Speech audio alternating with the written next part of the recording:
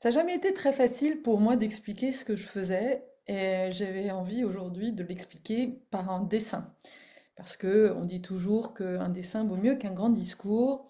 Et j'ai cherché, et j'ai trouvé plutôt ce matin une manière justement graphique de, de- de vous raconter voilà, le chemin que je vous propose, le chemin que je pense que tous les humains ont à faire en ce moment et qui nous est, alors attends, j'essaie de, voilà, et qui nous est proposé pour cet automne.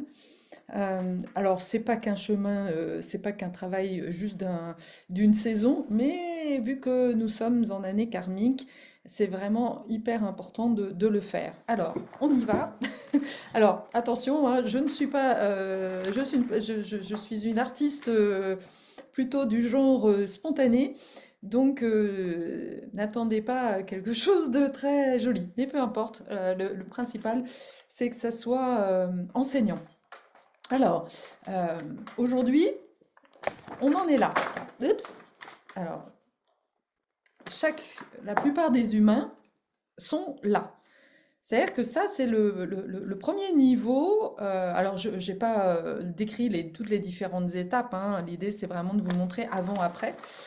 Mais voilà un peu comment l'état du monde et ce que reflète justement le monde, c'est eh bien, quelque part des humains qui sont euh, coincés, bloqués en fait, par des, le poids de nos ancêtres, le poids des mémoires, le poids de tas de souffrances, de tas oui, de souffrances, de tas d'ombres qui n'ont pas été nettoyées.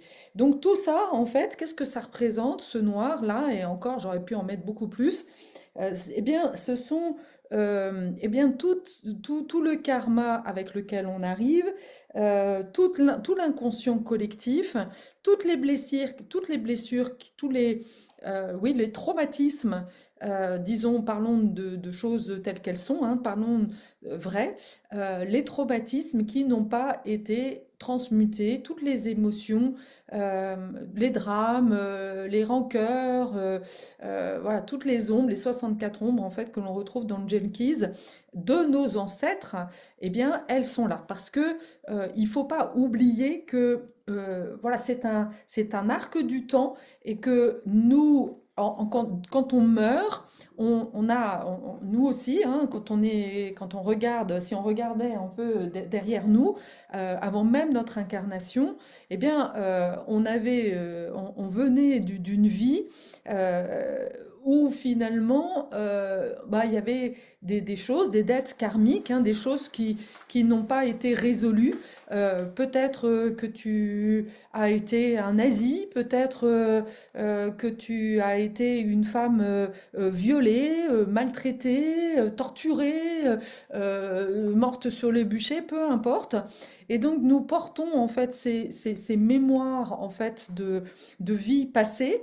Et puis, bah, tout le monde arrive en fait avec ses mémoires de vie passée. Et le problème, c'est que personne n'a vraiment travaillé là-dessus. Et que aujourd'hui, justement, qu'est-ce qui nous est demandé? Bah, de faire un grand nettoyage par rapport à tout cet inconscient collectif, toutes ces valeurs aussi du passé avec cette charge du patriarcat, hein, qui est selon lequel, et là on voit bien en ce moment tout est en train de remonter, les affaires de l'abbé Pierre, bah oui, cet homme qui a été mis sur un piédestal et que l'on découvre comme étant un gros pervers, mais en fait c'est juste un humain, voilà, il était lui aussi eh bien, comme prisonnier en fait de ces vieux dragons, de ces vieux démons. Et nous portons tous ça. Ça, c'est vraiment hyper important que hommes ou femmes, il n'y en a pas un meilleur que les autres. Nous arrivons et nous sommes en fait co-créateurs de ça. D'un côté, les hommes qui sont dans leur pulsion, qui se croient tous les droits, et la femme qui croit qu'elle n'a pas de puissance, qu'elle n'a pas le droit, et qui est coincée dans je n'ai pas le droit de me donner la liberté, je suis dans le mode sacrificiel. Et les deux, en fait, se rencontrent pour jouer ce même jeu, en fait. Donc, c'est de ça, en fait, dont que nous devons comprendre. On arrive avec ça. Et puis, quand on est, eh bien, on va choisir justement, eh bien, certaines blessures, de prendre en charge certaines blessures. C'est ce que appelle dans le Jenkins la, la, la, la, la blessure fondamentale. En fait, il y en a en général plusieurs.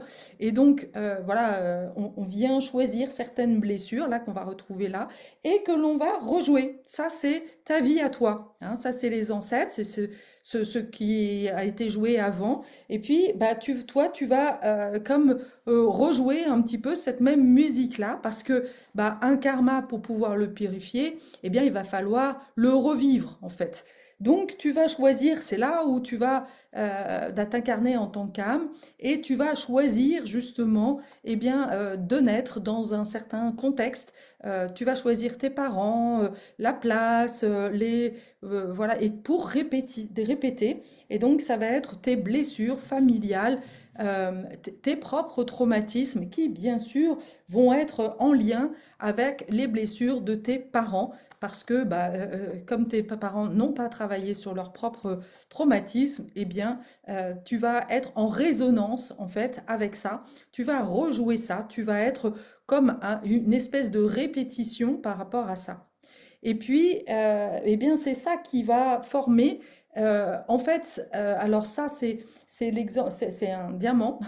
Ça, c'est toi, c'est ton être fondamental, hein. C'est ce que l'on appelle le yod dans les lettres hébraïques. C'est vraiment ton essence, ta chose propre. Et ton essence, donc ton énergie, elle est entourée d'un espèce de diamant, de cristal, de roche. Et l'image du diamant, c'est parce que le diamant, il laisse traverser la lumière. Et il faut comprendre que nous sommes tous des capteurs de cette énergie de vie. Et nous sommes tous là pour faire, eh bien, l'incarnation d'une énergie, du divin, mais avec ta représentation propre. Donc chaque diamant est unique, et il va, eh bien, selon comment il a été justement eh bien, façonné, il va rayonner d'une certaine manière, et surtout il va rayonner des choses en résonance. En fait, une fois qu'il aura guéri en fait tout ça, eh bien, il va rayonner d'une certaine manière. Ce qui est intéressant en fait dans mon modèle, c'est de regarder dans mon dessin, c'est de voir que finalement la problématique, c'est que ton diamant là, eh bien, il est obstrué en fait. Il est obstrué, tu vois, de noir et de bleu qui sont eh bien la répétition. Ce qui est en bas est en haut. Et donc c'est ça le problème, c'est que ces blessures là euh, ancestrales ou familiales, eh bien, elles vont finalement boucher, eh bien, ton canal, ton diamant intérieur, si bien que bah, le divin, la vie, elle t'envoie des choses super belles à vivre, hein. Tu es là pour faire l'expérience du divin, et quelque part, ouais, tout est là, hein, c'est ce qu'on dit, tout est là. Mais tout est là, sauf que toi, tu peux pas le recevoir. Parce que là, bah, il y a un bouchon en fait. Il y a un truc qui t'empêche. C'est toutes les ruminations. Et là, c'est vraiment tout ce qui se passe dans ton mental, tu vois. C'est toutes les croyances que tu te racontes. Je ne suis pas assez, je n'ai pas de valeur, il faut, je dois, toute la pression que tu te mets. Enfin, voilà, tous les modèles que tu as ancrés, qui sont engrammés, qui ne sont, qui viennent en fait de ton passé, de tes ancêtres, tu vois. Et donc c'est là où en fait on se rend compte que si on ne fait rien, eh ben, on rejoue toujours la même histoire. Parce que le problème, c'est que tu vas rejouer ça. Si tu ne fais rien, au bout de ta vie, tu vas revenir en fait, eh ben, au point de départ de ce que tu avais vécu la fois d'avant, en te disant, mais c'est ça la vie. Enfin, j'ai passé ma vie à côté de mes pompes. C'est du gâchis, etc., etc.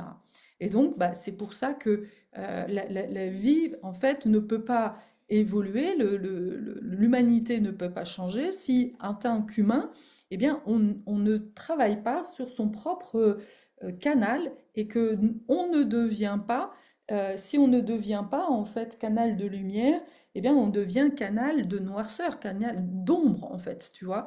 Parce que là, je ne l'ai pas mis, mais j'aurais pu faire des rayons, mais noirs, en fait, hein. Si je suis enfermée dans mes idées noires, de à quoi bon, je vaux rien, etc. Je vibre ça dans ma famille, je vibre ça c'est ça que je transmets à mes enfants, et du coup, bah, ça fait perdurer toute cette ombre, toute cette énergie basse de plainte, de à quoi bon, etc., etc. Donc la notion de fréquence, elle est vraiment super importante. Euh, alors, je suis allée chercher un petit, voilà, mon marqueur pour vraiment bien montrer que, bah oui, si je suis là, s'il y a autant d'ombre, là, j'ai un petit peu de lumière qui passe, mais quand même, globalement, ce que j'en vois en fait autour de moi, ma vibration, eh ben, c'est des vibrations de peur, ce sont des vibrations euh, de désespération, voilà, c'est pas très joyeux, tu vois, et c'est ça qui va continuer à faire le monde. Donc ça, c'est la première étape. Et quand on fait un travail sur soi, eh bien, tadam, voilà, voilà ce qui arrive en fait. Donc, tu vois, c'est complètement différent parce que, eh bien, toutes les blessures qui étaient là, eh bien, on les a nettoyées. On est allé. Alors, moi, ce que je fais, c'est que je pars là parce que ça, c'est du concret. Tes blessures, tu les vis au quotidien. Tu te dis, je suis bloquée. Là, j'ai des conflits. Voilà, c'est très, très concret. Et en fait, quand on travaille là, eh ben, on va nettoyer aussi ça. C'est ça qui est vraiment assez incroyable, c'est que l'on va purifier en fait toutes ces blessures-là. Tu vois, il y en a pratiquement plus. Alors, il y en a toujours un petit peu, hein. Et puis, quand on travaille là, eh bien, tu vois, là, tout ce qui était là, complètement, qui bloquait cette lumière, eh bien, est parti. Et donc la lumière, elle arrive parce qu'elle est toujours là. En réalité, c'est la même. C'est juste que j'ai changé de stylo. Mais là, en fait, elle passe. En fait, je deviens vraiment un rayon de lumière. Je deviens un canal de lumière.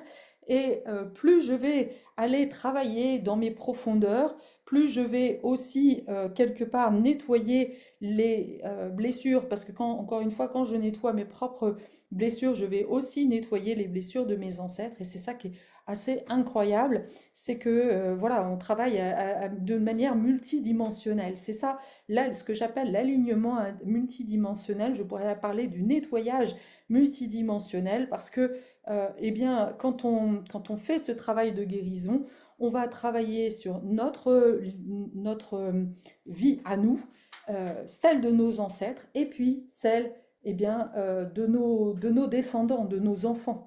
Et donc, on les allège, en fait. C'est pour ça que vraiment, nous avons cette mission. Et puis, même au-delà de ça, puisque tu deviens justement un rayon de lumière, un rayon de guérison. Puisque une fois que tu t'es guéri, tu n'es plus dans cette énergie basse voilà, de manifestation des peurs, mais vraiment tu es dans ton rayonnement et voilà, tu as confiance et tu n'as plus qu'à être en fait. Il n'y a plus de je dois, il n'y a plus de blocage. Alors évidemment, ça prend du temps, hein, tout ça, et ça demande un certain travail, mais l'idée c'est vraiment d'avoir conscience et surtout tu deviens tellement plus conscient. Le grand changement aussi, c'est que bah, dans la première partie, dans la première dimension, quand on est vraiment avec nos noirceurs, nos ombres, eh bien, nous sommes complètement aveugles. Nous ne savons pas mettre des mots, comprendre, parce que on a le nez sur nos problèmes et on est complètement personnalisé avec nos problèmes. Et puis, pareil sur les autres. On voit les autres, alors souvent, quand on est complètement aveugle de nos propres blessures, eh bien, on va les projeter sur les autres. Et c'est là où ça fait beaucoup de conflits. Et on va être, encore une fois, complètement prisonnier eh bien, de nos conflits, et on n'a pas les idées claires en fait. On ne fonctionne qu'en mode réaction complètement instinctif, mais dans le mauvais sens du terme, avec voilà toutes les ombres telles qu'elles sont décrites en fait dans le Jenkins et qui nous apportent justement un éclairage. Euh, Quand on commence à faire ce travail de nettoyage et de mise en conscience, alors on a la possibilité, on devient conscient et puis voilà, on fait un pas de côté. On ne se laisse pas embarquer en fait par nos animaux. C'est un peu voilà comme monter à cheval, hein. Si tu te laisses embarquer par ton cheval ou si tu as une maîtrise, eh bien c'est toi qui décides en fait. C'est toi qui tu peux te prendre en flagrant délit de dire ah ouais tiens là tout d'un coup je suis chahuté. Eh bien oui, ok, je suis chahuté, mais déjà je suis en conscience que je suis chahuté, qu'il y a quelque chose qui est en train de se dire en fait là dans ma vie. Et je peux être en flagrant délit de réagir selon des vieux schémas de je dois, et on a même conscience de la façon dont on parle, euh, et on va commencer à changer nos paroles, parce qu'à partir du moment où on change notre énergie, notre façon de parler, on n'est plus dans, voilà, si par exemple au départ, tu avais cette blessure de dévalorisation ou d'illégitimité, ou, eh bien, ça va se traduire par des je dois, il faut, parce que ça te pèse, tu as l'impression que la vie, tu sais pas ce que tu viens faire, c'est vraiment hyper compliqué. Alors que à partir du moment où tu fais cette purification, tu vas nettoyer les traumatismes, tu vas apporter, redonner en fait de l'énergie là où l'énergie a été bloquée, puisque bah, pour rejouer encore une fois des traumatismes, bah, tu vas les revivre et il va y avoir des enfants, ce qu'on appelle des enfants bloqués. Et ces enfants bloqués, bah, c'est ça qui va continuer à bloquer en fait cette énergie de vie. Et donc voilà, ça c'est hyper intéressant d'aller travailler là-dessus pour, bah, ok, on va faire du nettoyage, on va remettre de la lumière, de l'amour, parce que qu'est-ce qui guérit finalement toute cette noirceur? Qu'est-ce que c'est que ce jaune en fait que j'ai mis là? Eh bien, c'est l'amour. Il n'y a que l'amour, l'autocompassion, de pouvoir regarder en fait cet enfant qui a été traumatisé et du coup de lui apporter cet amour qui lui a tant manqué. Et petit à petit, en devenant en fait ce canal d'amour, eh bien, tu vas voir que ça va guérir en profondeur et ça devient un réflexe en fait de justement plutôt que d'être dans la réaction, dans la projection, tu vas t'arrêter et voilà, tu vas te sentir en résonance en fait par rapport aux autres, par rapport à ce que tu vis, et tu deviens en fait un canal de lumière, d'amour inconditionnel, et du coup tu guéris beaucoup de gens autour de toi.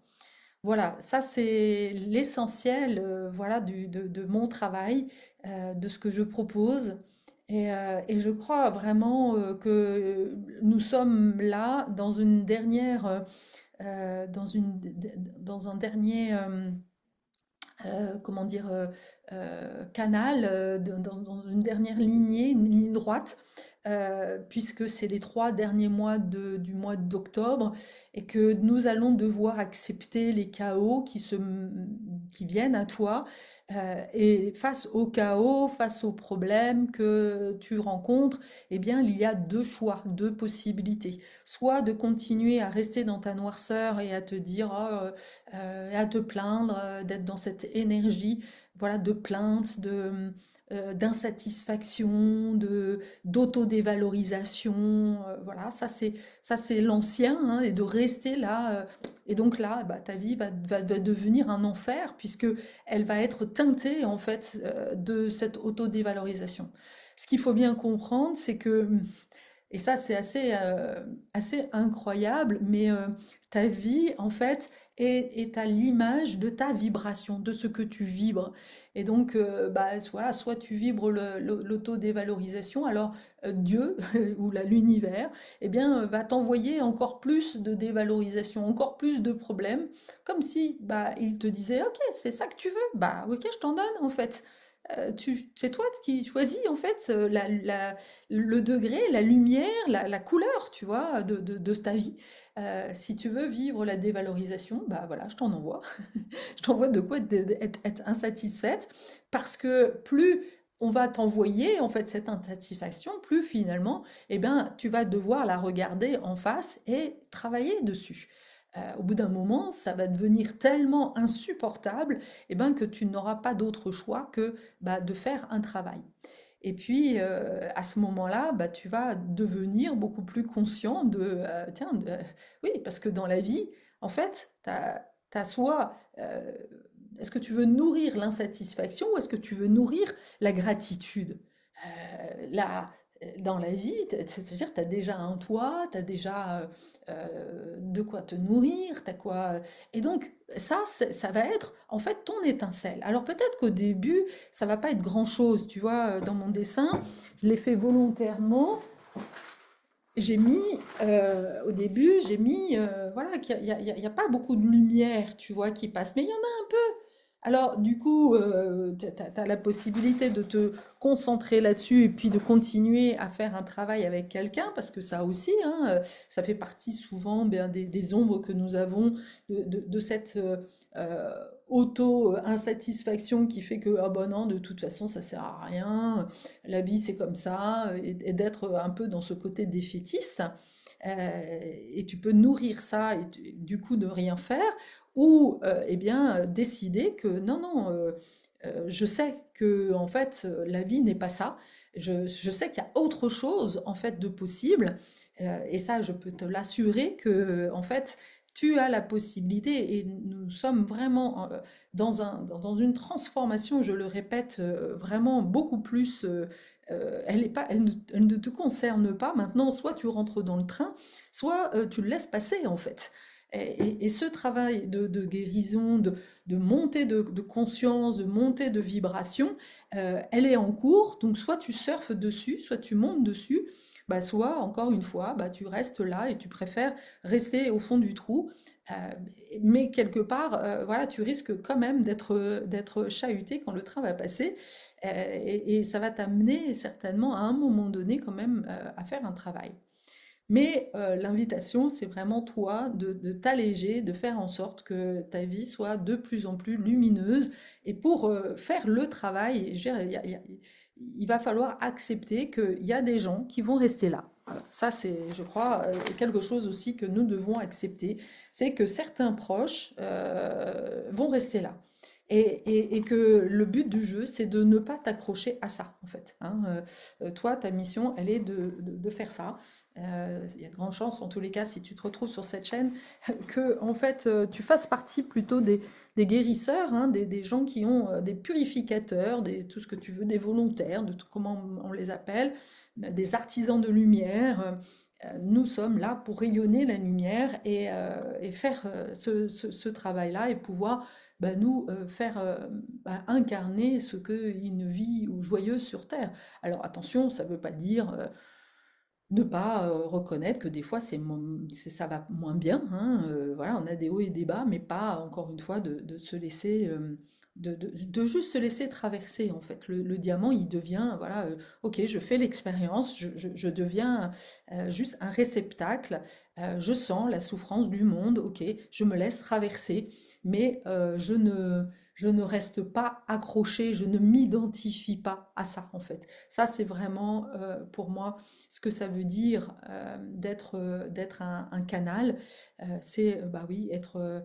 Parce que quand on va devenir ce diamant qui vibre, on va vibrer la lumière qui vient du haut, mais on va aussi de temps en temps, hein, je ne te le cache pas, que plus on devient un diamant eh bien, nettoyé, eh bien, plus on va aussi sentir en fait les énergies autour de soi. Eh bien, et ça va nous obliger aussi à faire des choix, de choisir en fait d'avoir des personnes qui sont lumineuses autour de toi, qui rayonnent bah, la joie, qui rayonnent voilà, la volonté d'avancer, plutôt que des gens qui sont dans une espèce de déni ou de plombage. Voilà, ça, c'est pas possible en fait. Euh, mais c'est vraiment un choix que tu dois faire et plus ça va aller, plus tu vas être conscient de tout ça. Voilà, bah écoute, j'espère que cette vidéo t'aura éclairé. Merci de tes commentaires, merci de tes deux petits pouces pour faire en sorte que cette vidéo soit vraiment diffusée. Si tu as bah, des Facebook, voilà, des endroits où tu peux eh bien, partager cette vidéo que je vais mettre aussi moi sur mon Facebook, n'hésite pas parce que je pense que c'est une manière, tu me diras, mais j'ai hâte d'avoir vos retours, savoir si ce dessin t'a éclairé un petit peu les choses. Moi, je trouve que, ouais, en tous les cas, moi, ça m'a à moi-même permis de vraiment être encore plus en lucidité sur l'importance de ce que je vibre et de prendre un temps le matin de dire, OK, quelle fréquence je suis en fait? Est-ce que je suis noire? Est-ce que je suis down? Et vraiment de trouver des outils aussi pour ok, me remettre en énergie. Et moi, mon outil, c'est la musique, c'est la danse. Je me mets pampella, voilà, et tout d'un coup, bah, et c'est incroyable d'ailleurs, hein, c'est fou, c'est un shift. On a vraiment le pouvoir de décider en fait de notre vibration. Et encore une fois, il y a des moments où ça fait du bien aussi de vraiment d'accepter de faire ce chemin alchimique, d'aller descendre. On le sent hein, quand c'est juste, quand ça t'appartient pas. Parce qu'il y a plein d'énergies que tu ressens qui ne t'appartiennent pas, qui appartiennent parfois à des parents ou à des enfants ou voilà, des gens que tu as autour de toi. Euh, et du coup, de les regarder, de ne pas t'y accrocher. Puis, il y a des moments où tu sens que, ok, là, il y a une espèce d'énergie qui te demande d'aller vraiment nettoyer parce que, voilà, il faut aller aussi dans ces profondeurs pour aller nettoyer ce qui est à nettoyer. Et là, souvent, c'est bien aussi d'être accompagné. Voilà. Euh, je te laisse. Merci encore une fois de tous vos commentaires qui me permet à moi bah, de sentir si ce que je donne a de la valeur, parce que mine de rien, j'ai aussi besoin de feedback. Donc n'hésitez pas à m'encourager, à me dire ce que vous en pensez, comment ça résonne pour vous. Et merci à tous ceux qui le font régulièrement. Je vous embrasse et à bientôt.